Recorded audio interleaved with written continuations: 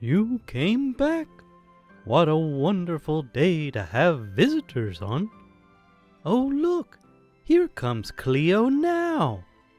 How are you doing today, bestie? Hey, Rob. Will you read one of those devotions for me, please? I have so much trouble holding the book open, and you read so well. Please? Of course, Cleo. That is what friends are for. We should help one another. Today is devotion 2. Shall we begin? Yes, sir. You are such a sweet puppy.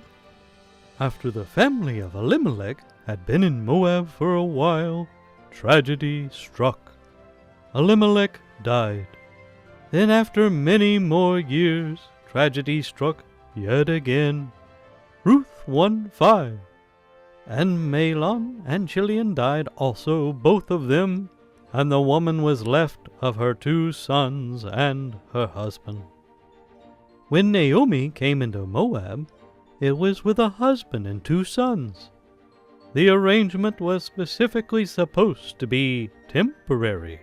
They would all be there just a little while. Then they would all go home. But those intentions were no comfort to Naomi, as she wept bitter tears over 3 graves in the land of Moab. The 3 men of the family never made it home. Yes, this is tragic, but it is also literally the most predictable thing in the entire human experience. Everyone dies. There was never a question of whether Elimelech, Mahlon, or Chilion were going to die. The only question is where would they be when it happened? If they wanted to be assured of never dying in Moab, the logical course was never to begin living in Moab. Unless the rapture comes, every one of us is going to die. The question, therefore, becomes, will we die in God's will or out of God's will? Will we stand before Him thrilled, or will we stand before Him embarrassed? Will we be rewarded, or will we be empty-handed? Do live in God's will every day. It is a flawless way to make sure that you also die in His will. A very good lesson.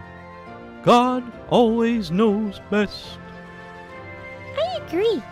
Even in the hard times, stay faithful. Have a blessed day, visitors. Let's go play tag, Cleo.